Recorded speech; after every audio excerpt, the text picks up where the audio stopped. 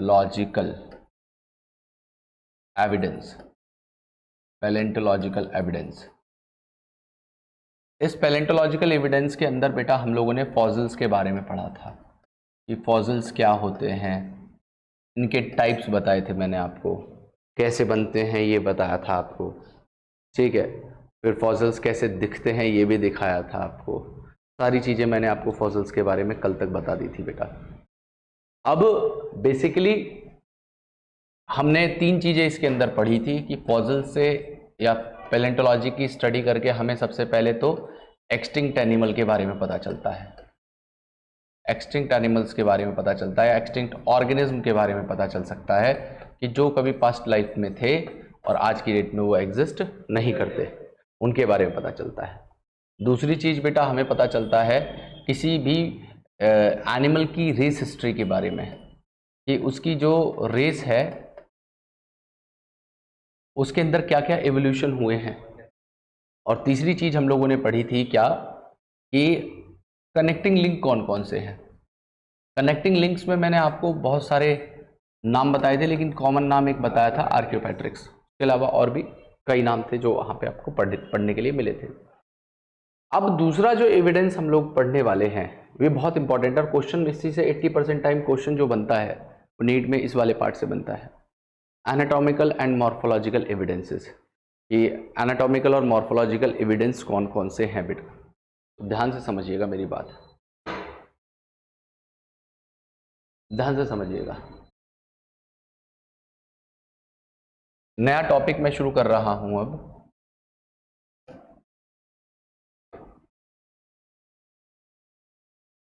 Anatomical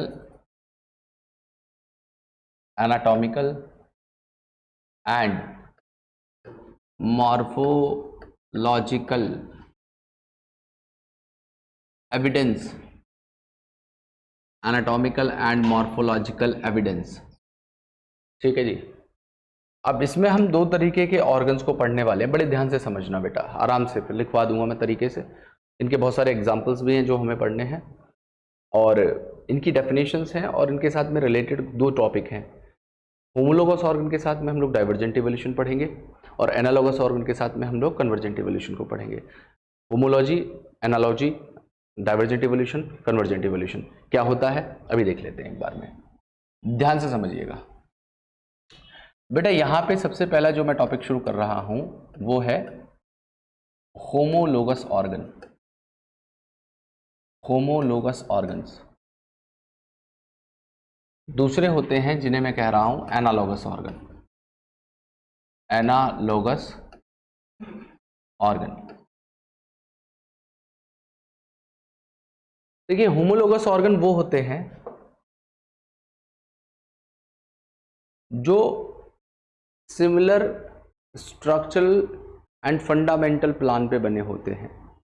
मैं कहूं जिन भी ऑर्गन का स्ट्रक्चर और ओरिजिन सेम होता हो लेकिन वो फंक्शन डिफरेंटली करते हो, उन्हें हम लोग होमोलोगस ऑर्गन कहेंगे। तो मैं यहाँ पे 2 तरीके की डेफिनेशन लिख दे रहा हूँ। एक तो आपको इस तरीके से याद करवाने के लिए लिखूंगा, पहला तो लिख दे रहा हूँ कि बिल्ड अप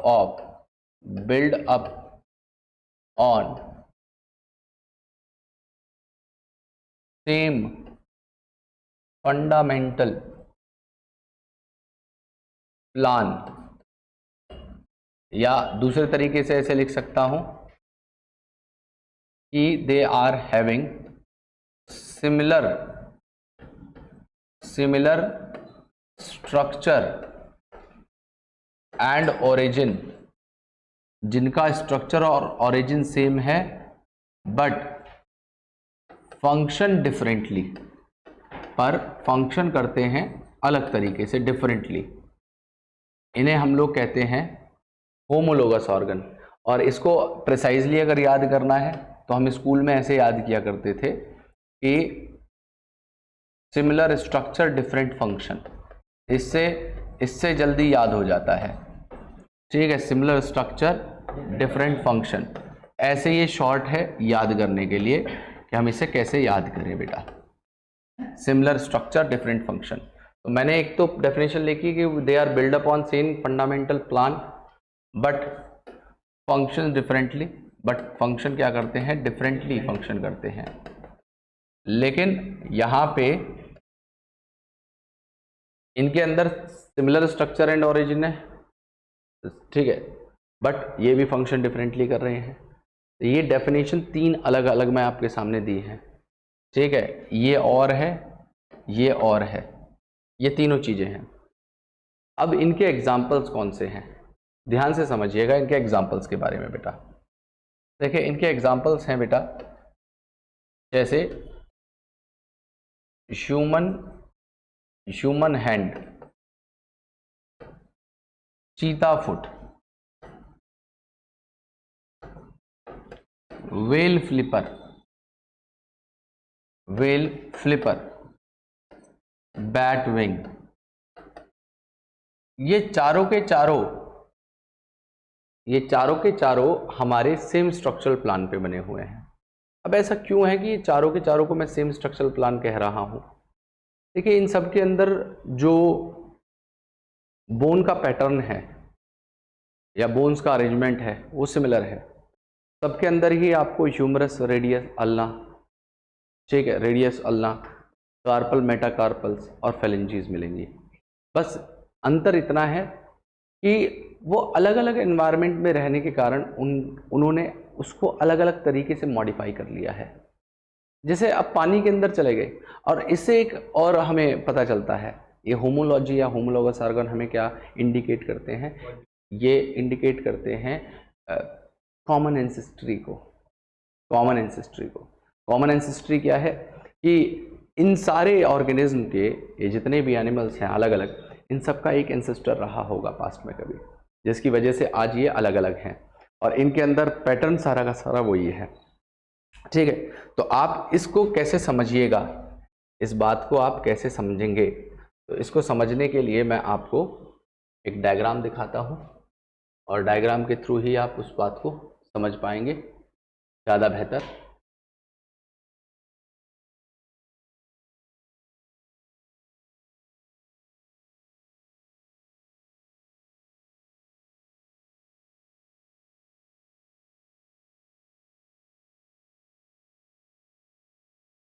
खैर आपकी और मेरी दोनों की किस्मत ख़राब है अभी, ठीक है, इंटरनेट नहीं है। लेकिन बस एक बात ये याद रखना बेटा, नोट्स में देख लीजिए, आप एक काम करिए, फिलहाल नोट्स में देख लीजिए। आप अगर देख पाएंगे तो नोट्स के अंदर मैंने आपको डायग्राम दिया हुआ है कि मैन के ह्यूमन हैंड दिखाया हुआ है, चीता फुट दिखाया हुआ है, वेल का फ्लिपर दिखाया हुआ है, बैट का पेडेजियम दिखाया हुआ है। तो अगर आप देख पाएंगे तो बेटा मैन के इस तरीके से इन्होंने ह्यूमरस दिखाई हुई है, ठीक है, ठीक है। ह्यूमरस से 2 बोन्स दिखाई हुई हैं जो है रेडियस और अल्ना, है ना, रेडियस और अल्ना। फिर यहाँ पे इन्होंने बनाई हुई है, यहाँ पे इन्होंने बताई हुई हैं कार्पल, और बेटा इसके बाद में यहाँ पे हैं मेटाकार्पल्स, ठीक है, यहाँ पे हैं मेटाकार्पल्स, ठीक है, ये मेटाकार्पल्स हैं बीच वाली, और इनके आगे लगाई हुई हैं फेलेंजीज, ठीक है, इनके आगे लगाई हुई हैं फेलेंजीज, ठीक है। तो इस तरीके से इन्होंने बताया है कि यहाँ पे आपको ह्यूमरस मिलेगा, रेडियस अल्ना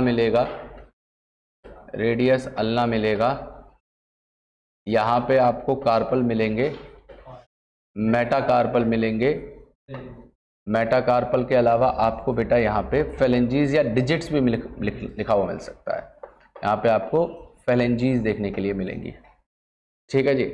और इन्होंने इसी तरीके से चीता फुट के लिए भी दिखाया है कि अगर आप चीता फुट को देखेंगे तो चीता फुट में भी आपको इस तरीके से बोन दिख रही होगी, ये एक बोन दिखाई हुई है इन्होंने, ह्यूमरस से इन्होंने दिखाया हुआ है, 2 बोन ऐसे निकल के आ रही हैं, रेडियल अल्ना, ठीक है, यहाँ रेडियल अल्ना मर्ज हो रही है आपकी कार्पल में, कार्पल के बाद में मॉडिफाई होके मेटाकार्पल्स इस तरीके से प्रेजेंट है, और मेटाकार्पल के आगे इस तरीके से फेलेंजीज लगी हुई हैं, ठीक है। मतलब इनको बेसिकली क्या होता है, इनको फास्टली रन करना पड़ता है अपने प्रे को करने के लिए कैप्चर, तो इसीलिए इनका जो स्ट्रक्चर है वो इस तरीके से मॉडिफाई हो गया है। तो ये ह्यूमरस है, ये रेडियस है, ये अल्ना है, ये कार्पल है, ये मेटाकार्पल है और ये फेलेंजीज है। वही पैटर्न आपको चीता फुट में भी मिलेगा। सिमिलर पैटर्न अगर आप देखेंगे बेटा व्हेल के फ्लिपर में, लेकिन यहाँ पे व्हेल के फ्लिपर में आपको देखिए बोन्स का पैटर्न वही मिलने वाला है, लेकिन बस थोड़ा सा इनके स्ट्रक्चर में बदलाव आ जाएगा। जैसे ह्यूमरस इस तरीके से छोटी हो जाएगी, ठीक है, रेडियस अल्ना और छोटी हो जाएंगी यहाँ पे। उसके अलावा बीच बीच में यहाँ पे आप कार्पल्स को बना दीजिएगा, ठीक है। कार्पल्स के अलावा यहाँ पे आप मेटाकार्पल्स को बना दीजिएगा और मेटाकार्पल्स के अलावा इनकी जो फेलेंजीज हैं वो फेलेंजीज इस तरीके से डेवलप हो गई हैं, वो फेलेंजीज इस तरीके से डेवलप हो गई हैं और डेवलप होने के बाद में उसके चारों तरफ मसल आ चुकी है, तो वो एक फ्लिपर तैयार हो गया है, उसे हम लोगों ने एक फ्लिपर कह दिया है। तो इसको रिक्वायरमेंट थी पानी के अंदर रहने के लिए फ्लिपर की, क्योंकि इसे पानी में तैरना था। लेकिन यहाँ पे बात करें स्ट्रक्चरल प्लान की, तो इनका जो बोन का पैटर्न है वो एज इट इज़ आपको मिलेगा। सब कुछ सारी बोन्स जो इनके अंदर थी वो आपको यहाँ पे भी मिल रही हैं, ठीक है। और इसी तरीके से अगर आप बात करें बैट के पेटेजियम की, आप अगर बात करें बैट के पेटेजियम की, तो बैट के पेटेजियम में भी बेटा आपको क्या क्या मिलता है। तो यहाँ पे इनकी ह्यूमरस इस तरीके से है बेटा। बुक में बैट का विंग लिखा हुआ है, आप बैट विंग भी याद कर सकते हैं, लेकिन मैं उसे पेटेजियम पढ़ूंगा। उसे पेटेजियम एक्चुअल में कहा जाता है, ठीक है, पेटेजियम कहते हैं उसे हम। तो यहाँ पे इस तरीके से रेडियस अल्ना मिलेगी और रेडियस अल्ना के बाद में यहाँ पे कार्पल्स हैं और मेटाकार्पल्स और फेलेंजीज को इस तरीके से मॉडिफाई कर लिया इन्होंने, ठीक है।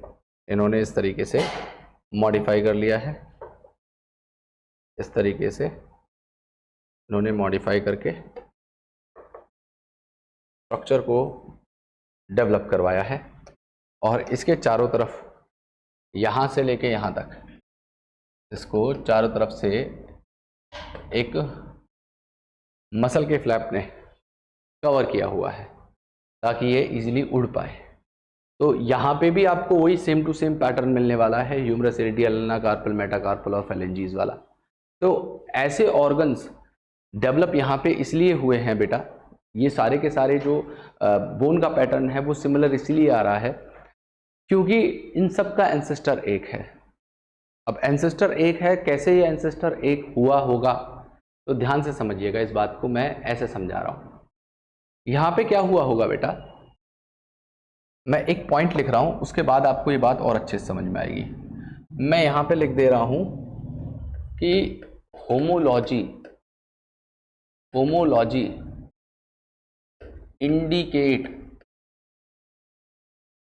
Common ancestry. होमोलॉजी इंडिकेट करती है कॉमन एंसेस्टरी को, कि ये जो ऑर्गेनिज्म हैं जो आज की डेट में होमोलोगस ऑर्गन्स को दिखा रहे हैं, जिनके अंदर आपको क्या मिल रहा है, सेम बोन का पैटर्न मिल रहा है, इन सब के कॉमन सेम एंसेस्टर है। सेम एंसेस्टर कैसे है, तो इस बात को हम समझने के लिए एक टॉपिक पढ़ते हैं जिसे बेटा डाइवर्जेंट इवोल्यूशन कहा जाता है। डाइवर्जेंट इवोल्यूशन कहा जाता है। डाइवर्जेंट इवोल्यूशन का मतलब क्या है? डाइवर्जेंट इवोल्यूशन का मतलब ये है कि रिलेटेड, पहले तो डेफिनेशन बता रहा हूं, फिर मैं इसको एक दूसरे तरीके से बताऊंगा जैसे मैं बताता आता हूं। तो यहां पे डाइवर्जेंट का मतलब है कि related organism become less similar. Related organism जो हैं वो लेस सिमिलर दिखने लग जाएं in order to survive, in order to survive in different habitat, in different habitat। मैंने कहा कि रिलेटेड ऑर्गेनिज्म लेस सिमिलर हो गए क्योंकि उनको सरवाइव करना था डिफरेंट हैबिटेट के अंदर। इसीलिए वो एक दूसरे से अलग अलग दिखने लग गए।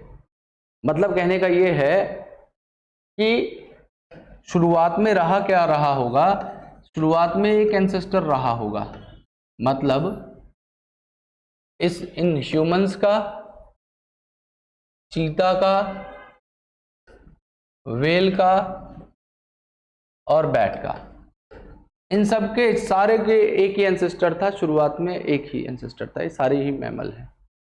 तो ये एंसेस्टर क्या हुआ, ये एंसेस्टर अलग अलग हैबिटेट में पहुंचा, ये अलग अलग हैबिटेट में पहुंचा। ठीक है, जैसे सपोज करो जो एंसेस्टर था उसके कुछ मेंबर तो जो है पानी में चले गए, कुछ ने अपना मोड ऑफ फीडिंग ऐसे रखा कि भाई वो एरियल मोड में रहना चाहते हैं, कुछ ऐसे रहे जो जंगल में गए, वो धीरे धीरे उनके अंदर इवोल्यूशन हुआ, कुछ उनमें से ह्यूमंस के अंदर इवॉल्व होने शुरू हुए। तो इनमें जब इवोल्यूशन स्टार्ट हुआ, जब ये अलग अलग हैबिटेट्स में पहुंच गए, तो पहुंचने के बाद में अलग अलग हैबिटेट में इनको अलग अलग तरीके के स्ट्रक्चर की रिक्वायरमेंट थी, एक ही स्ट्रक्चर से इन्हें काम नहीं चल सकता था। अब जैसे सपोज व्हेल पानी में पहुंची है, तो पानी के अंदर वो हैंड लेके क्या कर लेगी, तो उसने क्या करा, धीरे धीरे अपने फोर लिम्ब को मॉडिफाई करके फ्लिपर में कन्वर्ट कर लिया। चीता ने क्या किया, उसको बहुत फास्टली मूव करना था ताकि वो अपने प्रे को पकड़ सके, तो उसने अपने फोर लिम्ब्स को इस तरीके से मॉडिफाई किया कि वो बहुत क्विकली मूव कर सके। सिमिलरली बैट को उड़ना था, तो उसने क्या किया, अपने जो humerus radial ulna carpal metacarpal और फेलेंजीज है उनको इस तरीके से मॉडिफाई किया कि उनके चारों तरफ मसल का एक प्रोजेक्शन आया और वो एक पैटेजियम बन गया, मतलब it is similar to wing. अब उसकी मदद से ये उड़ पाती थी। ह्यूमंस ने अपने एवोल्यूशन अलग किया तो इनके अंदर हैंड बना। तो यहां पे मैं बोल रहा हूं कि एक एंसेस्टर जो कभी सिमिलर दिखते थे, जो कभी सिमिलर दिखते थे, वो अलग अलग हैबिटेट में गए। ये सारे के सारे नए हैबिटेट हैं, ये सब के सब न्यू हैबिटेट्स हैं। नए हैबिटेट्स में पहुंचे या डिफरेंट हैबिटेट में पहुंचे, और डिफरेंट हैबिटेट में पहुंचने के बाद में, डिफरेंट हैबिटेट में पहुंचने के बाद में वो उन्हीं एनवायरनमेंट या हैबिटेट के हिसाब से अपने आप को उन्होंने अडेप्ट करना शुरू किया, उन्होंने अडेप्ट करना शुरू किया। तो सबकी अडेप्टेशन तो उस एनवायरनमेंट के हिसाब से हुई होगी, ऐसे थोड़ी हुई कि नहीं भाई हमारा एंसेस्टर गलत कर रहा है तो मतलब अलग तरीके का एवोल्यूशन हम भी ऐसे ही करेंगे, नहीं। जो डिमांड थी वहां की, जो नेचर के हिसाब से जो वहां पे उसको रिक्वायर्ड था, जो हैबिटेट के हिसाब से रिक्वायरमेंट थी, उस हिसाब से उनकी अडेप्टेशन हुई होगी। और सबका हैबिटेट अलग अलग था, डिफरेंट था, तो इनके स्ट्रक्चर भी डिफरेंट हो गए, इनके स्ट्रक्चर्स भी डिफरेंट हो गए। तो इसी चीज को बेटा हम लोग कहते हैं डाइवर्जेंट इवोल्यूशन। मतलब एक एंसेस्ट्रल स्टॉक से निकले हुए ऑर्गेनिज्म अलग अलग हैबिटेट में जाएं, और अलग हैबिटेट में जाने के बाद वो एक दूसरे से डिसिमिलर दिखने लग जाएं, लेस सिमिलर दिखने लग जाएं। उसी चीज़ को हम डाइवर्जेंट इवोल्यूशन कहते हैं। और डाइवर्जेंट इवोल्यूशन क्या शो करता है बेटा, होमोलोगस, हाँ ये भी होमोलॉजी को शो करता है, और कॉमन एंसेस्ट्री को भी शो करता है ये, ठीक है। अब इसमें मैंने एनिमल्स का तो एक एग्जांपल बताया। अच्छा, मैंने कभी एक चैप्टर 3 पढ़ाता था पहले, आपको इच्छा होगी तो पढ़ा दूंगा, नहीं तो रिकॉर्डिंग है ही ठीक है। रिकॉर्डिंग कल मैंने चैप्टर 4 की भेज दी है, देखिए आप लोगों ने स्टार्ट की है, अभी नहीं करी, कर लेना, उसको लिखना चालू कर देना। सारा कंटेंट बोर्ड पे लिखा हुआ है, मैंने सब कुछ लिखा हुआ है वर्ड टू वर्ड, वही लिख लेना, फालतू पढ़ने की जरूरत नहीं है। नोट्स की बात रही, लिस्ट बना लेना, एक दिन प्रिंट करूँगा, सारे ले लेना, ठीक है। क्वेश्चंस भी है ना, तो जो चैप्टर्स ऐसे टाइप के हैं उनको आप मेरे से, मैं उनको ऐसे भेज दूंगा। तो चैप्टर 3 की बात है, तो जो डिफिकल्ट चैप्टर उन्हें हम यहीं पे कर लेंगे, जो इजी वाले हैं उनको साथ में कर लेंगे, ताकि हमारा, मेरे कभी कभी सोचता हूँ तो नींद नहीं आती है कि यार अभी ड्रॉपर का तो 2-3 चैप्टर हुए ठीक है, तो टेंशन होती है। तो इससे हमारा क्या होगा कि एक स्पीड अप हो जाएगा, सिलेबस भी जल्दी जल्दी हो जाएगा, जो इजी चैप्टर्स हैं उन्हें आप खुद कर पाएंगे। तो अब बात यह है कि होमोलोगस ऑर्गन्स को मैं एक चैप्टर 3 में भी पढ़ाता था, अगर हमेशा तुम्हें याद हो बेटा। तो मैंने आपको बताया था कि ह्यूमन पेनिस से एनालॉगस एक स्ट्रक्चर होता है फीमेल में, clitoris, clitoris, it is homologous structure. इसी तरीके से एक होमोलोगस स्ट्रक्चर होता है, बल्बोयूथ्रल ग्लैंड को होमोलोगस माना गया है बार्थोलिन ग्लैंड से, बार्थोलिन ग्लैंड से, वो भी एक होमोलोगस है। मतलब उनका स्ट्रक्चर और ओरिजिन तो सेम है, लेकिन वो उनका फंक्शन अलग अलग हो चुका है, डिफरेंट फंक्शन हो चुका है। तो जिन भी स्ट्रक्चर का ओरिजिन सेम होता हो लेकिन फंक्शन डिफरेंट होता हो, वो सब होमोलोगस ऑर्गन है। ठीक है, हालांकि वो सब यहाँ पे नहीं दिए हुए तो मैं इनको लिख नहीं रहा हूँ, लिखना चाहते हैं याद करने के लिए तो आप लिख सकते हैं वहाँ पे। ठीक है जी। अब अगली बात ये है कि प्लांट्स के अंदर इनके क्या एग्जाम्पल्स होंगे बेटा। प्लांट्स में इनका एग्जाम्पल है बेटा, अच्छा एनिमल में ना, हालांकि बुक में नहीं दिया हुआ है लेकिन मैंने कई जगह स्टेटमेंट मिल जाएगा आपको कि होमोलोगस ऑर्गन में आपको हार्ट मिलेगा, हार्ट भी होमोलोगस है, और ब्रेन ये भी होमोलोगस ऑर्गन का स्ट्रक्चर है, मतलब एग्जाम्पल है। कैसे, देखिए हार्ट, आप शुरुआत करिए फिशेस से। फिशेस का हार्ट 2 चैम्बर्ड का होता है, 2 चैम्बर्ड हार्ट है, एक ऑरिकल एक वेंट्रिकल। फिर आ जाते हैं एम्फीबियंस पे, उनमें 3 चैम्बर्ड हो जाता है। ठीक है, लेकिन उनमें सेप्टा नहीं होती है। ठीक है, फिर आ जाइए रेप्टाइल्स पे, रेप्टाइल्स में सेप्टा लग जाती है, लेकिन रहता फिर भी 3 चैम्बर्ड ही है, क्योंकि ऊपर से ओपन रहता है वो। मेरी बात समझ पा रहे हो आप। फिर क्रोकोडाइल को छोड़ के वो, ठीक है, फिर आप बर्ड्स और मैमल्स में देखें तो 4 चैम्बर्ड हार्ट है।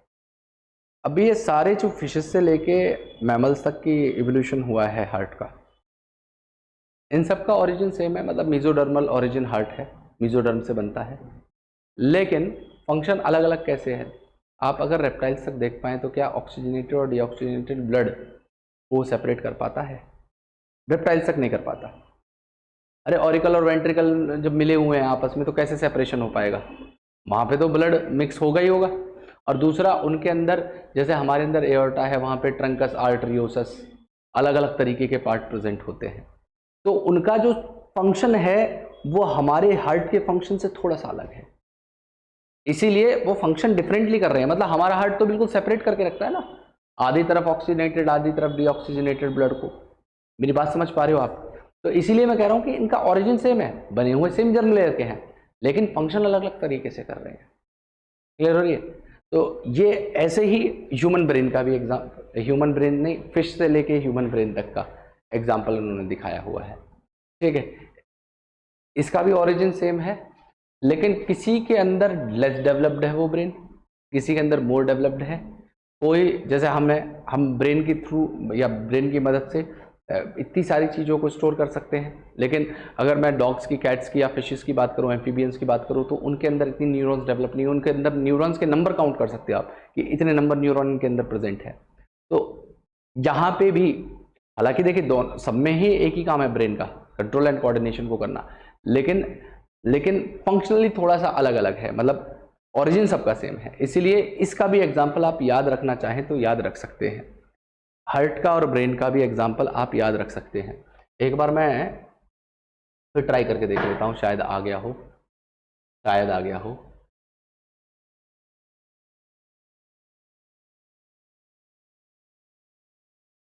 नहीं आया,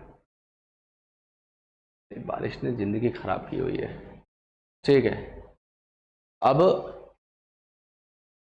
कल तो रात को मैं जब लगा के जा रहा था ताला, तो बारिश हो ही रही है, लगातार ही हो रही है, पता नहीं इसको क्या हो गया है, चेरापूंजी बना दिया गाजियाबाद को इन्होंने। ठीक है, हाँ चेरापूंजी बना दिया यार गाजियाबाद का इन्होंने। तो मैं ये कह रहा हूँ कि मैं गेट का ताला लगाने लगा, मेन गेट का, तो करंट आ रहा था भाई साहब, करंट आ रहा था। मैंने लगा तो झंझन आ गया, मैं तो रात को अंधेरे में नींद सी खुल गई मेरी। ठीक है, मैं बोला ये क्या है भाई। फिर बराबर वाले भी बेचारे अपनी दुकान की पैकिंग कर रहे थे, उनसे मैंने बोला भैया यार कोई कपड़ा वपड़ा है तो दे दो मुझे, मैंने तो ये मेरे को पकड़ लेगा गेट यहीं पे गेट ही बंद करता रह जाऊंगा मैं। इससे करंट आ रहा है, अर्थिंग हो रही होगी कहीं से। हालांकि इसका तार वार कटवा दिया गया है, जो बेल वाला तार जा रहा था होगा कभी तो वो कटवा दिया गया है, लेकिन उसके बाद भी उसमें पता नहीं कहाँ से आ रहा है।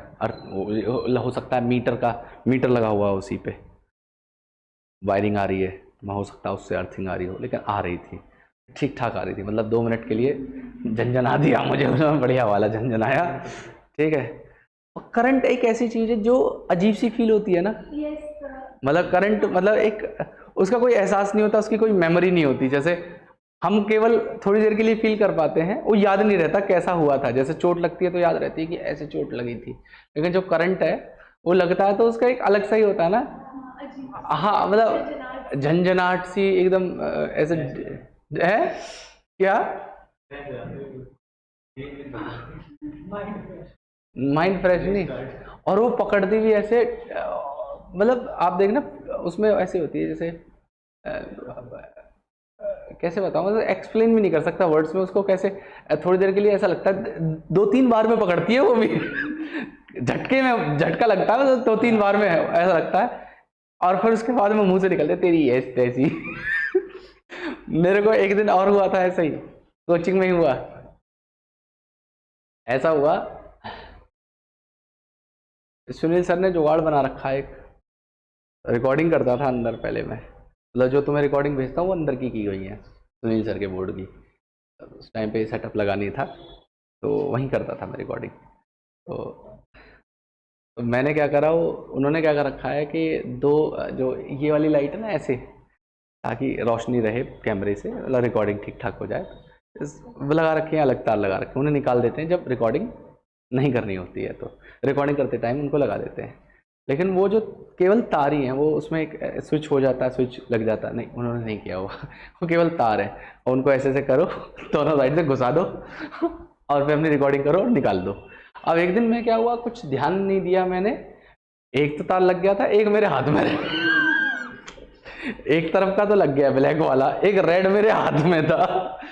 फिर पकड़ लिया मैं फिर झटका मारा 2-3 मिनट के लिए। सुनील सर को मैंने याद किया, प्रेज किया उनको अच्छे अच्छे शब्दों में फिर उसके बाद में मैं जो है फिर अपना काम करने लग गया। तो बेटा यहाँ पे सुनिए, हार्ट और ब्रेन की बात हो गई।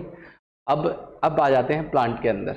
ये प्लांट के स्ट्रक्चर क्या होते हैं। प्लांट्स के अंदर होमोलोगस स्ट्रक्चर कौन कौन से हैं। तो इसमें एक एग्जांपल आपको पढ़ना है, वो है थॉर्न्स ऑफ बोगेनविलिया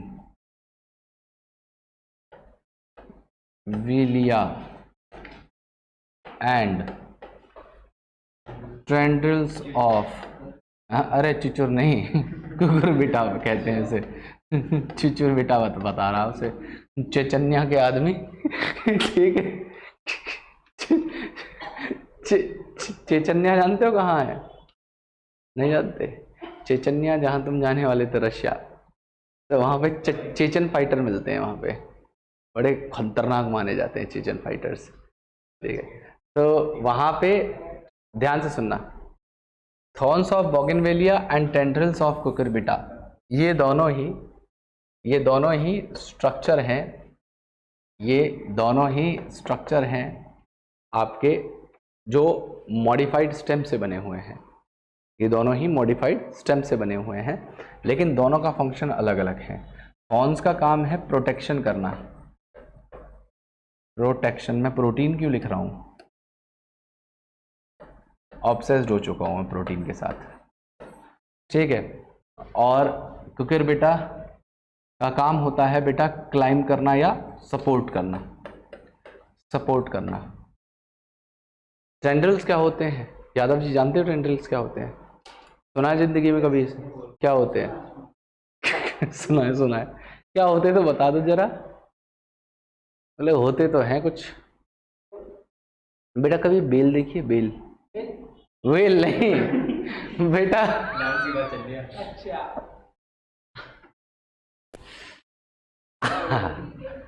बेटा बेल होती है तोरई की, लौकी की, बॉटल गर्ड है ना, बिटर गर्ड, करेली की। तो उसके आगे देखें कुछ धागे धागे जैसे ऐसे ऐसे हो जाते हैं गोल गोल से, अभी भी नहीं समझ में आ रही। ढोर, हाँ समझ गया, ऐसे ऐसे कुछ हो जाता है, इन्हें ट्रेंडल कहते हैं बेटा, इन्हें दीज आर नोन एज ट्रेंडल्स।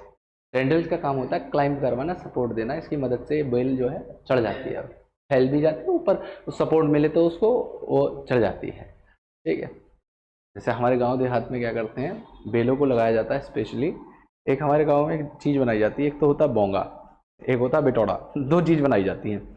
बोंगे का नाम मतलब नहीं जानते? अबे क्या गांव में रहे हो तुम। ठीक है, बोंगे का मतलब है हस्क होता है, हस्क हस्क हस्क, अबे भुस भुस को भुस को एक भुस का एक घर जैसा बनाते हैं लकड़ियों से, उसे कवर कर देते हैं और उसको खड़ा कर देते हैं वहीं पे। वो एक स्टोरेज है, मतलब घर में जगह नहीं है तो आप उसे खेत में एक बोंगा बना के छोड़ दिया, उसके आसपास बेल लगा दी। ऐसे एक होता है बोंगे का छोटा रूप है, उसे बिटौड़ा कहते हैं। बिटौड़ा बेसिकली बनता है किससे, जो वो होता है जिसे हम कहते हैं काऊ या बफेलो डंग से बने हुए पैनकेक, वो पैनकेक बता रहा हूँ, काऊ डंग केक, काऊ डंग केक, पैनकेक मेरे मुंह से निकल गया, I am really sorry, pancake कह रहा हूँ, काऊ डंग केक। लेकिन अगली बार से जब भी पैनकेक खाओगे तो याद आ जाएगी तुम्हें। ठीक है, काऊ डंग केक, मतलब उन्हें हम लोग उपले बोल देते हैं, कंडे बोल देते हैं, है ना, गो से, अलग अलग भाषा में अलग अलग वर्ड दिए गए हैं। तो उनको एक जगह पे इकट्ठा करके उनका भी एक घर जैसा बनाया जाता है। ठीक है, एक घर जैसा बनाया जाता है, उसे बिटौड़ा कहते हैं। वॉल्स पे, हाँ मतलब वो प्रोटेक्शन के लिए लगाते हैं, वो सुखाने के लिए होता है, वॉल के ऊपर सुखाने के लिए होता है। ठीक है, तो उसमें जो है बेसिकली उन्हें तो ज़मीन पे किया जाता है, फिर जब वो सूख जाते हैं उन्हें अलग अलग करके स्टोर करते रहते हैं, फिर एक बना देते हैं बिटौड़ा, फिर उसी के ऊपर बेल चढ़ा देते हैं। फिर वहीं बेल से जो है जो भी आती चीज़ें उन्हें लेते रहते हैं। मेरे बचपन की याद है, मैं जो अपने कज़न वज़न थे, तो मेरी एक सिस्टर थी, तो मैं उन्हें छेद छात के ना, मैं सबसे पहले एक ही काम करता था, बिटौड़े पे जाके बैठ जाता था कि पकड़ लो मुझे। ठीक है, मुझे अच्छे से याद है, तो मेरे से काफ़ी बड़ी थी। ठीक है, वो अपनी डिक्टेटरशिप चलाने की कोशिश करती थी, मैं बचपन में पीट देता था उनको पकड़ के। मतलब पहले तो उन्होंने मेरे को बहुत पीटा, फिर मुझे लगा कि मुझे भी अपनी पावरों का एहसास करना चाहिए, मुझे भी इनकी पिटाई करनी चाहिए। फिर उन्होंने मुझे इतना मरकना बना दिया कि रिश्तेदारी के सारे बच्चे मेरे को खतरनाक मानने लग गए। मतलब जब गर्मियों की छुट्टी होने वाली थी ना, और जब मैं पहुंचने वाला होता था, तो सारे रिश्तेदार बोल देते थे कि भाई वो आ रहा है, उससे दूर रहना, पिटाई करेगा वो। अब सुनो मेरी बात जी।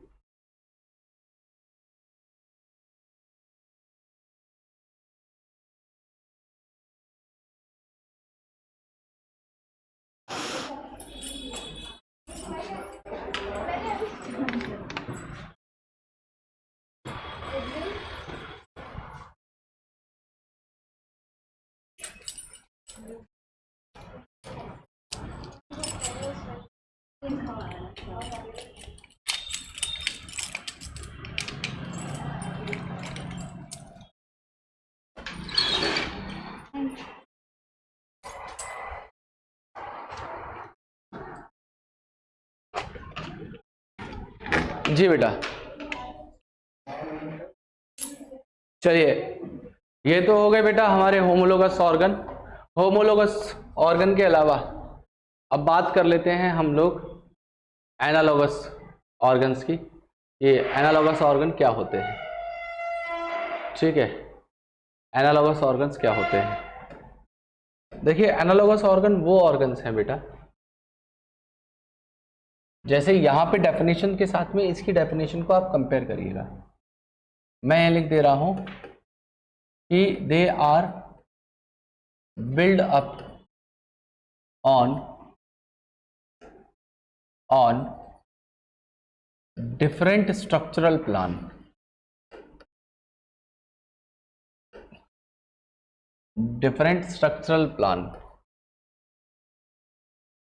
पर उनके फंक्शंस जो होते हैं वो सिमिलर होते हैं।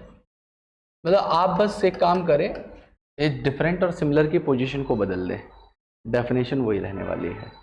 तो जिनके डिफरेंट स्ट्रक्चरल प्लान हैं लेकिन सिमिलर फंक्शन होता है, या आप कह सकते हो कि जिनका डिफरेंट ऑरिजिन और स्ट्रक्चर है, ऑरिजिन एंड स्ट्रक्चर है,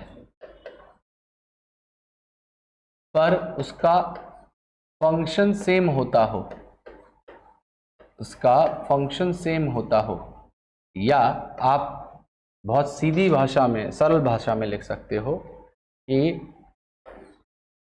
different structure similar function, different structure similar function. तो आइए इनकी बात कर लेते हैं कि ये कैसे होते हैं, कैसे करते हैं काम ये। इनके पहले कुछ उदाहरण हैं, उनकी बात करेंगे बेटा हम। इनके पहले कुछ उदाहरण हैं, उनकी बात करेंगे कि इनके अंदर हमें एग्जाम्पल्स कौन कौन से पढ़ने होते हैं एनालॉगस स्ट्रक्चर के अंदर। तो शुरुआत कर रहे हैं यहाँ पे, बहुत सारे एग्जाम्पल्स हैं बेटा। सबसे पहला एग्जाम्पल जो मैं आपके सामने लिखने जा रहा हूँ वो है आपका विंग्स ऑफ इंसेक्ट और विंग्स ऑफ बर्ड। तो ध्यान से समझना, इंसेक्ट के जो विंग होते हैं ये बेटा काइटिन के फ्लैप्स के बने होते हैं, काइटिनस फ्लैप के ये बने होते हैं। और बर्ड के जो विंग होते हैं ये फेदर्स के बने होते हैं, फेदर्स के बने होते हैं। और मॉडिफाइड फोरलिम्ब है जिनके अंदर आपको फेदर प्लस बोन्स, ठीक है, ये दोनों चीज़ें आपको मिल सकती हैं, मॉडिफाइड फोरलिम्ब है। तो आप ये देखिए, एक काइटिन का एक सिंपल सा फ्लैप है, एक मॉडिफाइड फोरलिम्ब है, लेकिन फंक्शन उसका एक ही है, क्या करना, उड़ना। ठीक है जी। आजकल एक गाना बड़ा वायरल हो रहा है, उस पर एक लड़का था बहुत तेज मोटरसाइकिल पर, सीसीटीवी की फुटेज है वो, बीच में कोई आया बीच में से, तो मोटरसाइकिल उससे संभली नहीं, तो एक जगह पे वो चढ़ा और हवा में उड़ गया वो मतलब तेज, मतलब रियल एक्सीडेंट है। हाँ, फिर उसको वहीं पे उन्होंने फ्रीज किया वीडियो को जब वो उड़ रहा था, और उसके दोनों तरफ पंख लगा दिए और उसमें लगाया उड़ती रहूं मस्त मस्त गगन में, आज मैं आजाद हूँ। और वो जो पुराना गाना है वो बिल्कुल एग्जैक्ट वहीं पे लगा दिया, तो उड़ जाते हैं बेटा ये। ठीक है, अब अगली बात सुनिए। अगला यहाँ पे है एग्जाम्पल जिसे मैं कह रहा हूं, क्या कह रहे बेटा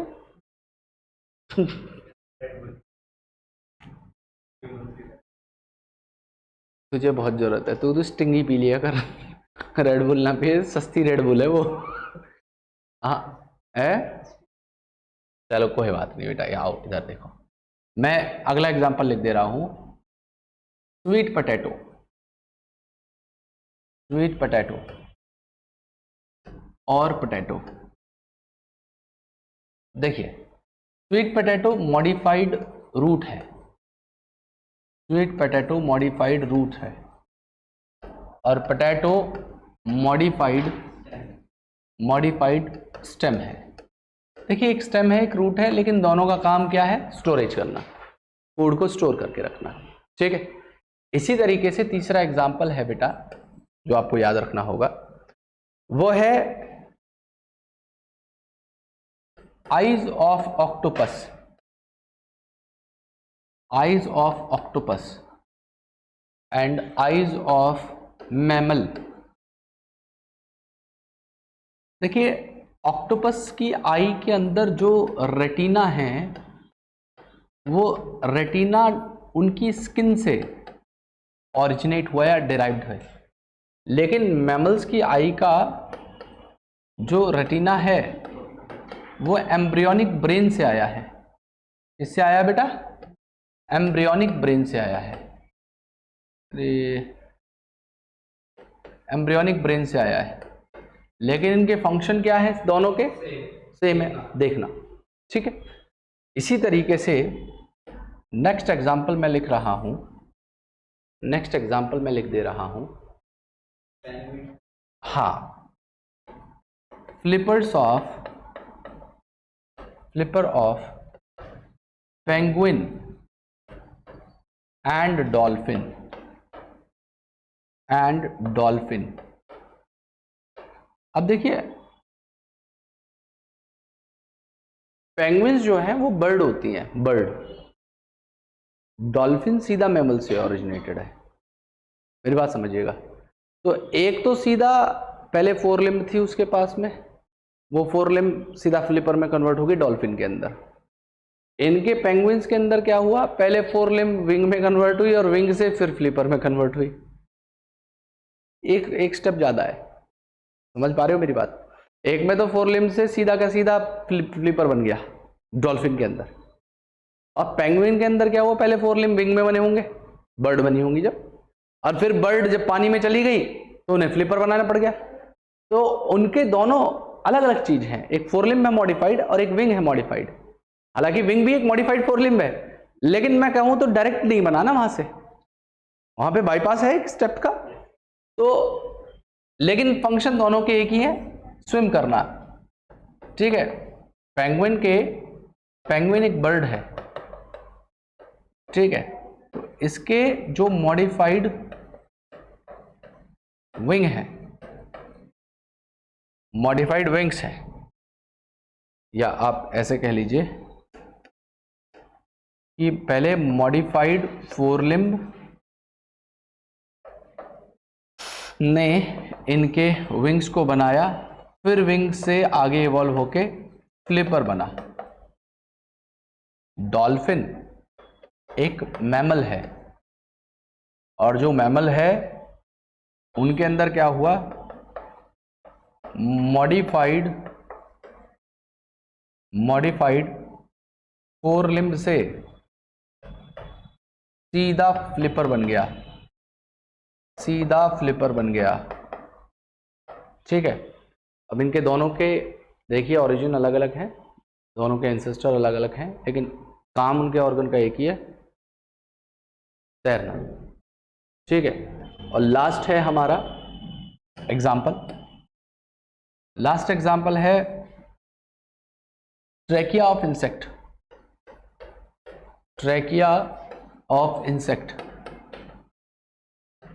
एंड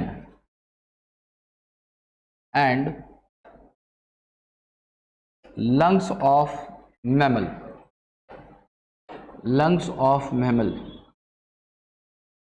देखिए, जो इंसेक्ट का ट्रैकिया है, ये इसका ओरिजिन हुआ है एक्टोडर्म से, जो सबसे आउटर मोस्ट जर्म लेयर है, और मैमल के जो लंग्स हैं इनका ओरिजिन है एंडोडर्म से। तो देखिए, इनको ड्राइव करने वाली जो जर्म लेयर हैं वो ही एक दूसरे से बिल्कुल अलग अलग है, लेकिन फंक्शन दोनों का एक ही है, क्या, गैसियस एक्सचेंज करवाना, ठीक है। तो ऐसे ऑर्गन्स को बेटा हम लोग एनालॉगस ऑर्गन कहते हैं। जल्दी से इनके एग्जांपल्स को अगर कोई लिखना चाहता है तो लिख सकता है, नहीं तो पहले मैं लिखवा दूंगा। खैर, आप एक काम कर ले, ये और समझ ले, क्या कहते हैं उसे, जिसे मैं बोल रहा हूं कन्वर्जेंट इवोल्यूशन। तो जैसे डाइवर्जेंट इवोल्यूशन की डेफिनेशन पढ़ी थी, अब हम लोग कन्वर्जेंट इवोल्यूशन की डेफिनेशन पढ़ेंगे। तो याद रखना, इधर देखना, पहले डाइवर्जेंट इवोल्यूशन की याद करिए, डेफिनेशन क्या लिखी थी। मैंने बोला था कि related organism become less similar, related organism एक दूसरे से लेस सिमिलर हो गए थे in order to survive in different habitat. Different habitat में रहने के लिए वो एक दूसरे से अलग अलग हो गए। अब इसी की डेफिनेशन को मैं इसके जस्ट उल्टा कर दे रहा हूं। अब मैं कह रहा हूं unrelated animals become more similar in order to survive and adapt in similar habitat. मतलब अलग अलग एंसेस्टर आए, एक जगह पे रहने लग गए, उस जगह पे अब सेम इन्वायरमेंटल कंडीशन थी, सेम इन्वायरमेंटल कंडीशंस थी, तो उनको एक जैसे ही साथ में रहना पड़ेगा। मतलब उनको स्ट्रक्चर भी वैसे ही डेवलप करने पड़ेंगे, जैसा एक ने किया वैसे दूसरा भी करेगा। मेरी बात समझ पा रहे हैं आप? बहुत आसान सी बात है। तो मैं यहाँ लिख दे रहा हूँ कि unrelated animals become more similar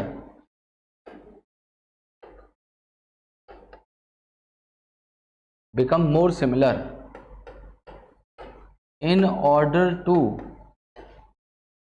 survive in same habitat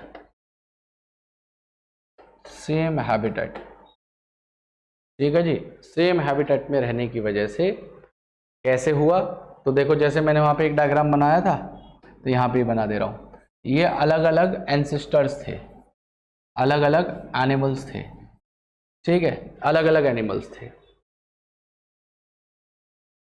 ये सेम हैबिटेट था। अब ये एनिमल्स सेम हैबिटेट में आ गए। अब जब ये अलग अलग, पहले शुरुआत में अलग अलग हैबिटेट में थे, तो वहां के हिसाब से इनके अंदर स्ट्रक्चर डेवलप रहे होंगे, लेकिन आज ये सेम हैबिटेट में आए, तो सेम हैबिटेट में आने के कारण यहाँ पे सिमिलर एनवायरमेंटल कंडीशन रही होंगी, ठीक है। यहाँ पे एनवायरमेंटल कंडीशन जो रही होंगी वो एक जैसी रही होंगी, ठीक है, एनवायरमेंटल कंडीशन रही होंगी। तो जब ये मैं लिख दे रहा हूं, ये डिफरेंट एनिमल्स हैं, ठीक है।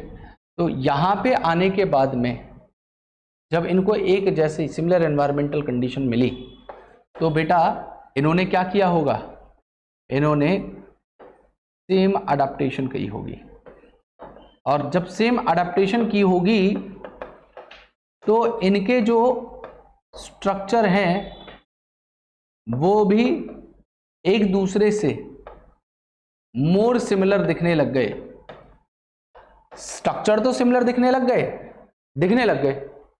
लेकिन ओरिजिन अभी भी नहीं उनका बदल पाया। जैसे वो पहले बन रहे थे वैसे ही बनते रहेंगे, लेकिन दिखने में वो एक जैसे होगा और फंक्शन भी वो उनका सेम हो गया, ठीक है। इसे हम लोग बेटा कन्वर्जेंट इवोल्यूशन कहते हैं, this is known as convergent evolution, ठीक है। अब एक बार और ट्राई करते हैं, क्योंकि उसको दिखाने के लिए मैप दिखाना बहुत जरूरी है। दे आ जा यार, प्लीज आ जा।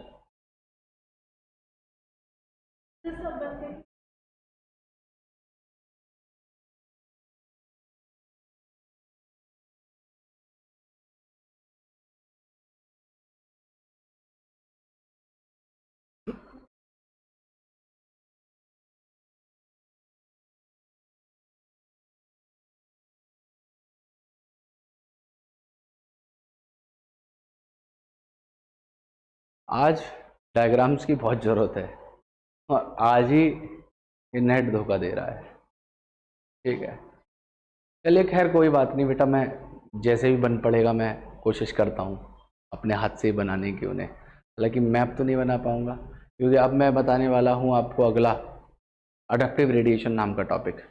और अडप्टिव रेडिएशन है जी, यहाँ ये बहुत सारे, अरे इतने सुंदर सुंदर डायग्राम, मैंने और भी कुछ सेलेक्ट किए हुए थे डायग्राम तुम्हें दिखाने के लिए, और जिससे आपको एक बारी में समझ में आ जाता।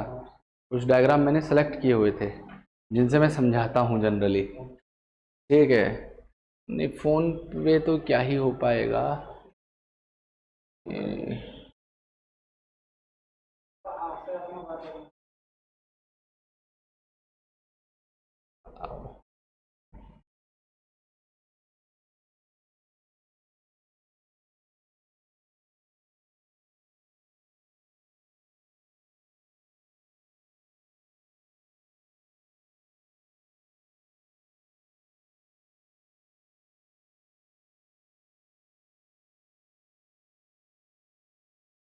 बारिश ने सारा माहौल ख़राब कर दिया। कोई बात नहीं, मैं तो अपने उससे करूँगा, इससे भी चला सकते हैं हम तो। डायग्राम ही तो शो करने हैं हमें।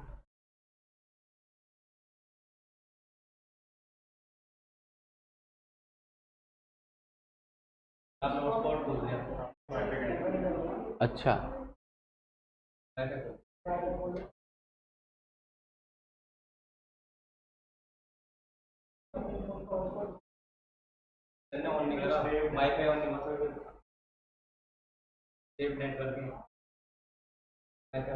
तेरे पास फोन तो है नहीं बेटा, तुझे इतनी जानकारी कैसे है? नोवेल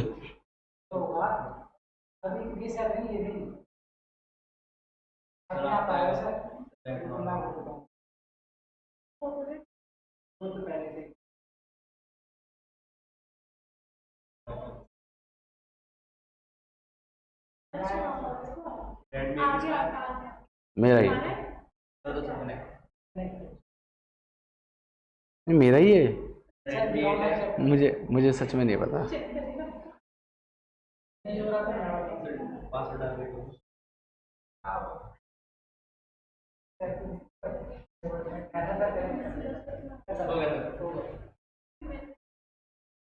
फाइनली फाइनली चलो लेट्स सी।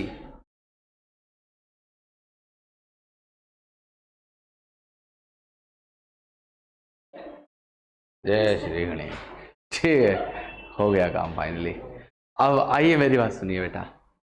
अब एक अगला टॉपिक जो मैं आपको बताने जा रहा हूँ, उस टॉपिक का नाम है अडेप्टिव रेडिएशन। क्या टॉपिक का नाम है? Adaptive radiation. तो अगला टॉपिक मैं यहाँ पे लिख दे रहा हूँ अडेप्टिव रेडिएशन, और मैं वहाँ पे लिख रहा हूँ उसकी पहले डेफिनेशन, अडेप्टिव रेडिएशन।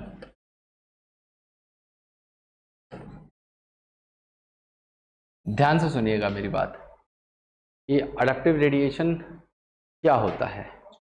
तो बेटा अडेप्टिव रेडिएशन एक एवोल्यूशनरी प्रोसेस है। अडेप्टिव रेडिएशन एक एवोल्यूशनरी प्रोसेस है जिससे कि बहुत सारी डिफरेंट स्पीशीज बन जाएंगी, डिफरेंट स्पीशीज बन जाएंगी। किस चीज से बेटा? एक सिंगल रैपिडली डाइवर्सिफाइंग स्पीशीज से। तो एक एवोल्यूशनरी प्रोसेस जिससे सिंगल रैपिडली डाइवर्सिफाइंग स्पीशीज बहुत सारी नई स्पीशीज को बना दे, उस प्रोसेस को हम अडेप्टिव रेडिएशन कहते हैं। हमेशा उसका हाथ क्यों पकड़ के बैठी हो तुम? अरे यार ऐसे कौन सा ठीक है ठीक है, ऐसे ऐसे कौन बैठता है भाई? ठीक है, मैं बोला पता नहीं क्या बात हो गई। ठीक है बेटे, ऐसे नहीं बैठते। ठीक है, अल्लाह मैं एसी बंद कर रहा हूँ, हाथ छोड़ो तुम। ठीक है, ले ले बेटा ले, एसी बंद कर रहा हूँ मैं, हाथ छोड़ो। ठीक, कोई दिक्कत नहीं, मुझे पता है बहन है। ठीक है, लेकिन बेटा मैं जानता हूँ, समाज नहीं जानता। अरे मैं मजाक कर रहा हूँ बेटा, मेरा ऐसा कोई पर्पज़ नहीं है बोलने का, लेकिन फिर भी क्लास के अंदर अगर हम बैठते हैं तो थोड़ा सा हमें ध्यान रखना चाहिए। मेरी हंसी आ जाए, मेरी तो हंसी छूट जाए मेरी, तो मैं क्या कर सकता हूँ उसमें? हंस जाऊँगा मैं, फिर फालतू दूंगा अगर सर हंस रहे हैं हमारे ऊपर। ठीक है बेटा, एक second single rapidly diversifying species से बहुत सारी नई स्पीशीज के बनने के एवोल्यूशनरी प्रोसेस को बेटा हम अडेप्टिव रेडिएशन कहते हैं। अडेप्टिव रेडिएशन कहते हैं। तो इसका एक एग्जाम्पल हम लोग पढ़ते हैं। एग्जाम्पल तो कई हैं, लेकिन उसमें सबसे पहले एक एग्जाम्पल मैं आपको बता रहा हूं डार्विन फिंचेस का। डार्विन फिंचेस का, ठीक है, फिंचेस। दूसरा एक एग्जाम्पल है इसके अंदर ऑस्ट्रेलियन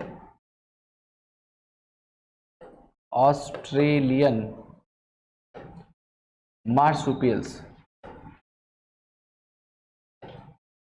और इसमें एक और एग्जांपल ऑस्ट्रेलियन मार्सुपियल के साथ साथ पढ़ेंगे, जब उसे कन्वर्जेंट एवोल्यूशन बताऊंगा, उसे हम लोग वही कहते हैं प्लासेंटल मैमल्स। प्लासेंटल मैमल्स, ठीक है, प्लासेंटल मैमल्स। अब ध्यान से सुनिएगा, एक एक करके हम बात करने वाले हैं। सबसे पहले मैं डार्विन फिंचेस की बात कर रहा हूं। सबसे पहले मैं डार्विन फिंचेस की बात कर ले रहा हूं कि डार्विन फिंचेस की कहानी कहां से शुरू होती है। तो बेटा साउथ अमेरिका के नीचे 22 छोटे छोटे आइलैंड का एक ग्रुप है जिन्हें हम लोग गैलापागोस आइलैंड कहते हैं। गैलापागोस आइलैंड, हाँ, पॉपुलेशन इंटरेक्शन में हम लोग वो पढ़ते हैं ना, वो टॉर्टॉइज वाला और गोट्स वाला एग्जाम्पल पढ़ते हैं कंपटीशन में, ठीक है, अबिंगडन टॉर्टॉइजेस कंपटीशन में पढ़ते हैं हम उसे, तो वो एग्जाम्पल वहाँ पे पढ़ा जाता है। तो ध्यान से समझिएगा कि गैलापागोस आइलैंड पहले दिखता कैसा है, क्यों मैं दिखाना चाहता हूँ, क्या मेरा पर्पज़ है ऐसा बताने का, वो मैं अब आपको बताने वाला हूँ, ठीक है। ध्यान से देखिएगा बेटा, यहाँ पे अगर देख पा रहे हो तो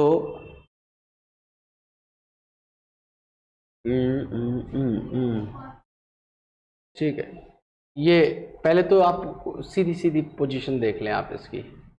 हालांकि ये आइलैंड अकेलौता नहीं है, वहाँ पे पूरा एक ग्रुप है, आइलैंड का पूरा एक ग्रुप है बेटा, बहुत सारे छोटे छोटे आइलैंड्स का ग्रुप है जिन्हें गैलापागोस आइलैंड्स कहते हैं। ये किसके पास में पड़ता है? अच्छा, इसमें कितने हैं टोटल? 22 आइलैंड है, 22 जो मिलके इसे बनाते हैं। ये हमारा साउथ अमेरिका के पास में पड़ता है, लेकिन ओशन में, इसलिए आइलैंड कह रहे हैं। अब बात यह है कि हम इसको क्यों इतना ध्यान से पढ़ रहे हैं, मतलब इसका रीज़न क्या है इसे पढ़ाए जाने का।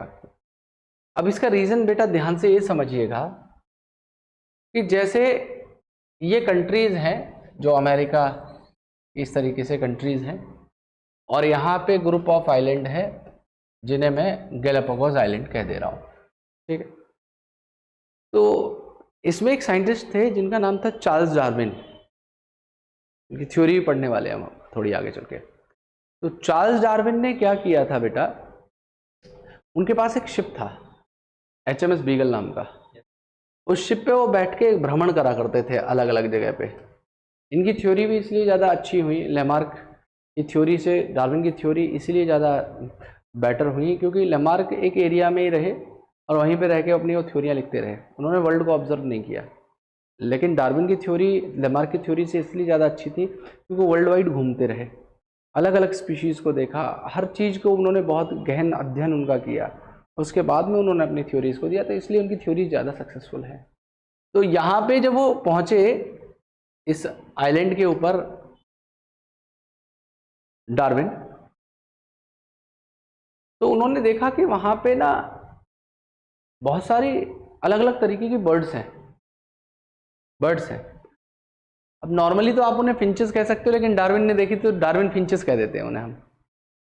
नॉर्मली तो फिंचेस कहा जा सकता है उन बर्ड को, लेकिन उन्होंने वहां पे देखा था तो उन बर्ड का नाम पड़ गया डार्विन फिंचेस, ठीक है, डार्विन फिंचेस। तो उन्होंने क्या देखा कि वहां पे बहुत सारी अलग अलग नेचर की, अलग अलग स्ट्रक्चर की, अलग अलग रंग की, अलग अलग बिग साइज की, अलग अलग मोड ऑफ फीडिंग वाली फिंचेस थी। तो अब डार्विन के दिमाग में क्वेश्चन मार्क ये आया कि ये सारी की सारी बर्ड्स यहां पे तो आ नहीं सकती अपने आप, पॉसिबल नहीं है। मतलब कोई भी बर्ड इतनी बड़ी फ्लाइट नहीं लेती, एक बार में नहीं ले सकती। मतलब उसको बीच में अगर कुछ यहाँ पे होता तो पहले यहाँ से इधर आके, यहाँ से इधर आके, जैसे अगर मैं कहूँ साइबेरियन क्रेन यहाँ पे भी आती हैं इंडिया में, तो एक ऐसा नहीं है कि वहाँ से साइबेरिया से उड़ना शुरू करो और सीधी भरतपुर आके वो स्टॉप करेंगे कि नहीं भरतपुर आया अभी हम रुकेंगे, बीच में कहीं रुकते नहीं बेटा। उनका एक माइग्रेटरी रूट होता है, उस माइग्रेटरी रूट के हिसाब से कोई बर्ड आती है। तो यहाँ पे जब ये जो बर्ड्स फिंचेस अगर जाना चाहती तो वो सीधा ऐसी फ्लाइट लेके नहीं जाती, उनको यहाँ से पहले यहाँ जाना होता, यहाँ से फिर यहाँ जाना होता, ठीक है। तो ये तो रही बात इनकी बेटा, बात की क्या नाम है। तो इनके दिमाग में क्वेश्चन आया कि जब बर्ड कोई ऐसे डायरेक्ट जा नहीं सकती, बीच में कोई ऐसा रुकने का इनके पास में वो है नहीं, ये हॉल्ट ले लें थोड़ा फिर पहुंचे, तो इतनी सारी बर्ड ऐसे तो पहुंच नहीं सकती। तो इन्होंने इसके पीछे थ्योरी क्या दी, इन्होंने बताया कि कभी पास्ट में बहुत पहले एक्सीडेंटली, अब एक्सीडेंटली के लिए कोई टर्म नहीं हो सकता कि किस किस माध्यम से पहुंची हो। उन्होंने बोला कि कुछ बर्ड शुरुआत में एक्सीडेंटली पहुंच गई होंगी इस आइलैंड के ऊपर। अब वो या तो शिप के डेक पे बैठ के पहुंच गई हो, कहीं छुप छुपा के पहुंच गई हो, या बर्ड्स ने अपने आप नाव बनाई हो कि नहीं हम चलेंगे यहाँ से, बसेंगे हम चल के वहाँ। उन्होंने उसके लिए कोई थ्योरी नहीं दी गई, उन्होंने एक टर्म यूज़ किया एक्सीडेंटली। तो उन्होंने बताया कि यहाँ से गैलापागोस आइलैंड पे कुछ बर्ड्स एक्सीडेंटली यहाँ पे आ गई।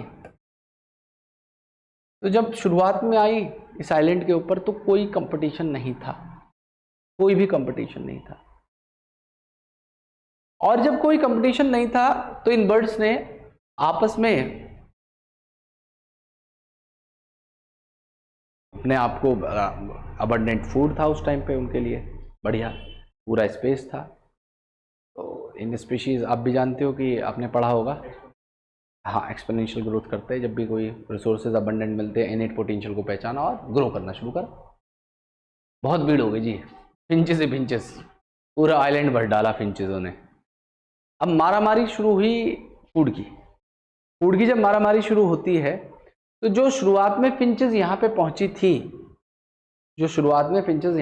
थी, वो बेटा सॉफ्ट सीड ईटिंग बर्ड्स थी। मतलब उनको जो अच्छा लगता था वो सॉफ्ट कोटेड सीड्स को खाना अच्छा लगता था। अब हुआ ये कि जब पॉपुलेशन बढ़ी, फिंचेस ही फिंचेस हो गई पूरे में, तो सॉफ्ट जो सीड हैं वो उनकी कमी पड़ने लगी खाने की। तो बर्ड्स में आपस में कंपटीशन हुआ। अब कंपटीशन में आप जानते हैं फाइट भी हो सकती है, फाइट भी होगी। अब ऐसे में कुछ बर्ड के ग्रुप ने शुरुआत में उस कंपटीशन को अवॉइड करने के लिए कैरेक्टर डिस्प्लेसमेंट किया। ठीक है, कैरेक्टर डिस्प्लेसमेंट किया। उन्होंने बोला कि भाई ऐसा है कि अगर हमें अवॉइड करना है या प्रिवेंट करना है कंपटीशन को, तो हम क्या करते हैं, ये सॉफ्ट कोटेड खा रही है, हम जो है हार्ड कोटेड सीड खाने लग जाते हैं। फिर हार्ड कोटेड सीड भी वहाँ पे इतने प्लांट्स तो थे नहीं, वो भी कम पड़े। तो कुछ बोले कि भाई ऐसे हैं कि हम जो है हम इंसेक्ट्स खाने लग जाते हैं। तो कुछ इंसेक्टिवोरस बन गई उनमें से, कुछ वुड पीकर बन गई, कुछ फ्रूट ईटिंग बन गई, कुछ ब्लड सकिंग बन गई, और इतनी सारी अलग अलग तरीके की फिंचेस हो गई। अच्छा, ये एक दो साल में नहीं हुआ, 10 साल में नहीं हुआ, बहुत लंबा स्पेन था इस सब कुछ होने में। वहाँ पे एक ही rapidly diversifying lineage soft seed coating bird से अलग अलग तरीके की बर्ड्स बन के तैयार हो गई। इसी चीज़ को अडैप्टिव रेडिएशन कहा गया, और अडैप्टिव रेडिएशन हुआ था नेचुरल सिलेक्शन की वजह से। तो अब डार्विन फिंचेस के अंदर क्या रहा होगा, अब एक डायग्राम के थ्रू समझिएगा इस बात को।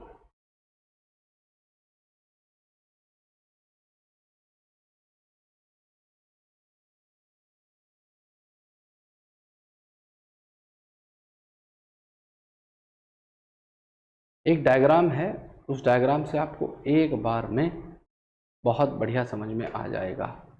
ये वो डायग्राम है बेटा। बस एक ही, मतलब महंगा सेटअप लगाने के बाद भी ना बस एक थोड़ी सी कमी रह जाती है, ये वाइट वाले डायग्राम दिख नहीं पाते और वहीं पे आके मार खा जाता है इंसान। ठीक है, इसमें खूब कोशिश कर ली लेकिन मज़ा आ नहीं पा रहा है। चलिए खैर, कोई बात नहीं बेटा, ध्यान से समझिएगा बेटा। यहाँ पे इस डायग्राम में आपको कई तरीके की चिड़िया दिख रही होंगी, दिख रही है। अब ये जो चिड़िया हैं यहाँ पे एक पॉइंट से ओरिजिनेट हुई हैं। यहाँ पे बेटा, यहाँ इस पॉइंट से ओरिजिनेट हुई हैं। यहाँ पे शुरुआत में कभी ऐसा रहा होगा कि जो सॉफ्ट सीड हैं उन सॉफ्ट सीड को खाने वाली चिड़िया थी, लेकिन पॉपुलेशन बढ़ने की वजह से कुछ ने क्या किया, जो है बर्ड ईट करने लग गए। बर्ड्स जो होते हैं कुछ इंसेक्ट ईटर बन गई। इंसेक्ट ईटर में आप देखेंगे इनकी बीक की साइज बहुत छोटी और पतली हो गई। यहाँ पे आप अगर आप देख पा रहे हो, इन बीक पतली हो गई ताकि ये इजीली पिक कर सके इंसेक्ट्स को। ठीक है, इनमें से कुछ कैक्टस ईटिंग बर्ड्स बन गई, कुछ सीड ईटर थी, लेकिन सीड ईटर में भी भाई सॉफ्ट या हार्ड ये सीड खा रही हैं उस हिसाब से। तो जो बड़ी फिंचेस थी वो हार्ड कोटेड सीड को खा सकती थी, और उनको बीक की रिक्वायरमेंट थी कि भाई उनको बड़ी बीक चाहिए। अगर बड़े और टफ सीड्स को तोड़ना है तो बड़ी बीक होनी चाहिए। तो इस हिसाब से धीरे धीरे इनके अंदर इवोल्यूशन हुआ, और यहाँ पे आपको इतनी सारी अलग अलग तरीके की फिंचेस एक ही रैपिडली डाइवर्सिफाइंग लीनियज से बनके आ गई। ये एक एग्जांपल है डार्विन फिंचेस का और बेटा अडेप्टिव रेडिएशन का। ठीक है, और अडेप्टिव रेडिएशन का। अब ध्यान से समझिएगा, ये भी कुछ एक डायग्राम है, ये भी डायग्राम है। ठीक है, अडेप्टिव रेडिएशन का ही डायग्राम है ये वाला। इसमें आपको अलग अलग वुड बिकर, वार्बलर, अलग अलग ground Finch, medium Finch, large, हालांकि आपको ये सब इनकी याद नहीं करने हैं, लेकिन एक एग्जांपल अपने दिमाग में सेट कर लेना ये सब क्यों हुआ है। ठीक है, ये बेटा अडेप्टिव रेडिएशंस की वजह, अडेप्टिव रेडिएशन होने की वजह से हुआ है और नेचुरल सिलेक्शन होने की वजह से हुआ है। ठीक है जी, तो ये तो रही बात बेटा इसकी फिंचेस की। बेटा ये तो फिंचेस की बात रही। ठीक है, इन्होंने यहाँ पे इन्होंने दिखाया भी हुआ है, पूरा ट्री बना के दिखा दिया है कि कौन सी फिंच शुरुआत में थी, फिर कौन सी फिंच किससे बनी। ये देखो अलग अलग पूरा फैमिली चार्ट ही बना दिया इन्होंने कि शुरुआत में एंसेस्ट्रल सीड ईटिंग फिंच थी, फिर उसमें से अलग अलग ये वेजिटेरियन, ये वार्बलर लाइक, ये कैक्टस फीडिंग ग्राउंड फिंचेस बनी। तो इनका पूरा फैमिली चार्ट भी बना के दिखा दिया कि कौन किससे बना है। ठीक है, बने सब एक से ही हैं। तो इस चीज़ को बेटा एडेप्टिव रेडिएशन कहा गया। एडेप्टिव रेडिएशन का एक दूसरा उदाहरण भी है, उस दूसरे उदाहरण को मैं लिखवाऊंगा, पहले क्विकली जो अभी तक बोला गया है उसे समेट लेते हैं। ठीक है जी, उसे समेट लेते हैं। तो आप एक काम करिए सॉरी, हाँ जी, आप हेडिंग डालेंगे morphological and anatomical evidences, morphological and anatomical evidences, और इसमें लिख देंगे बेटा, इसमें लिखेंगे मॉर्फोलॉजिकल एंड एनाटॉमिकल एविडेंस में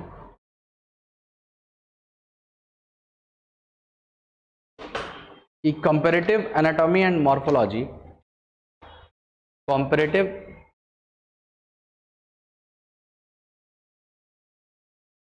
anatomy and morphology shows that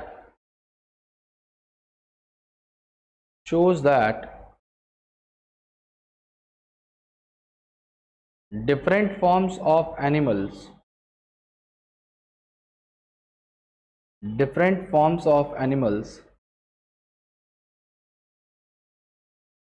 have some common structural features,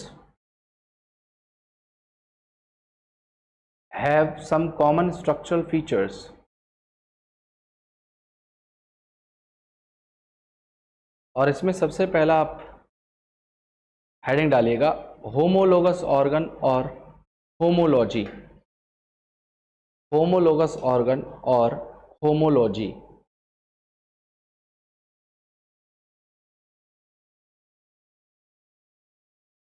इसमें लिखिएगा बेटा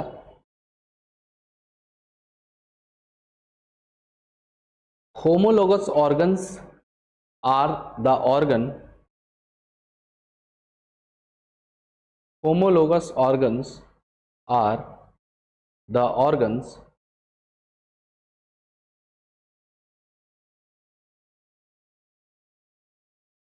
having fundamental similarity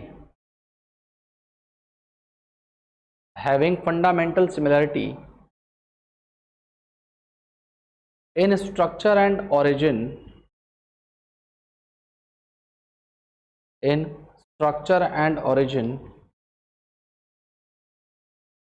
but different function.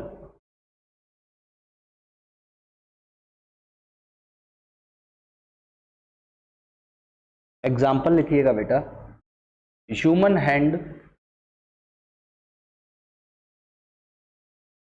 Comma wheels flipper, wheels flipper comma bat wing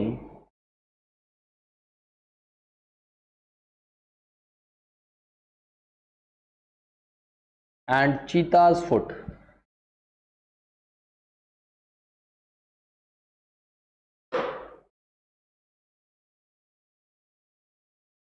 इसमें एक पॉइंट लिखिएगा, all these perform different functions, all these perform different functions but are constructed on same plan, but are constructed on same plan। Next लिखिएगा बेटा, homology can be seen in skeleton, homology can be seen in skeleton, bracket में लिखिएगा humerus, humerus radius comma ulna comma carpals comma metacarpal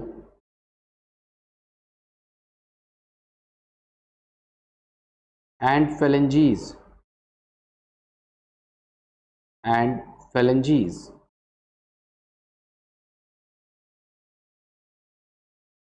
bracket बंद करके लिखिएगा comma, bracket बंद करके comma लगा के लिखिएगा heart comma blood vessels, heart comma blood vessels comma excretory system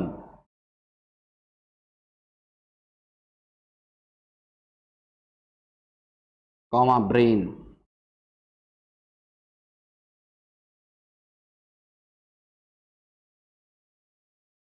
एक पॉइंट लिखिएगा बेटा आप, होमोलॉजी इन प्लांट्स, हेडिंग डालिएगा homology in plants.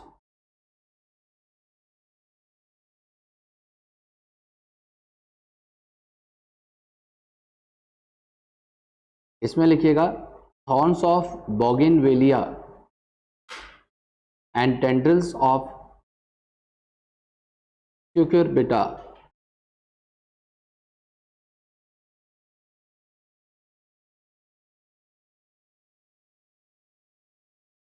Next point लिखिएगा बेटा, the origin, the origin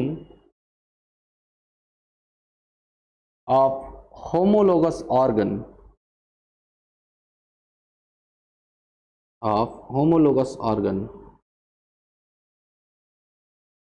is due to divergent evolution,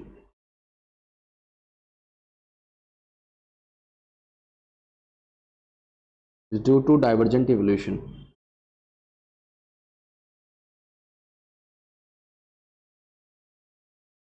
अब अगली लाइन में लिखिएगा divergent evolution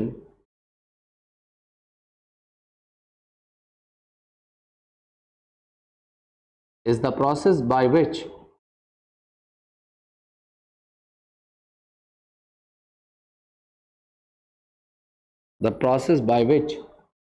related species become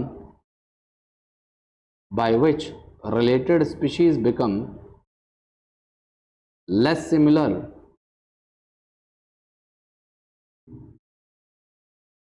in order to survive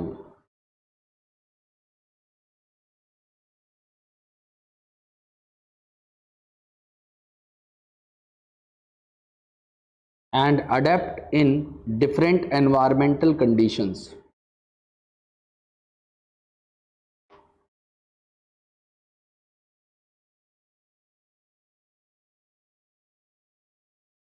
in different environmental conditions. एक छोटा सा पॉइंट लिख लीजिएगा, होमोलॉजी इंडिकेट्स कॉमन एंसेस्ट्री।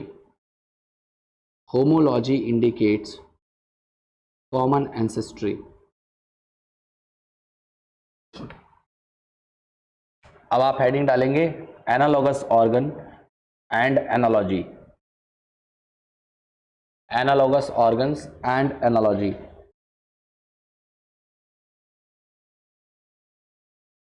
इसमें लिखिएगा बेटा, analogous organs are the organ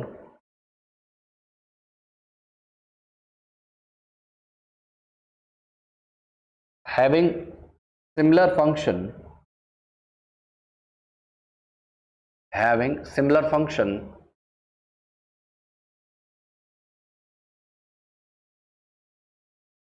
but different structure and origin, having similar function but different structure and origin। और बेटा एग्जाम्पल के तौर पे इन सारे के सारे एग्जाम्पल्स को लिख लीजिएगा। इन सारे के सारे एग्जाम्पल्स को आप लिख लीजिएगा।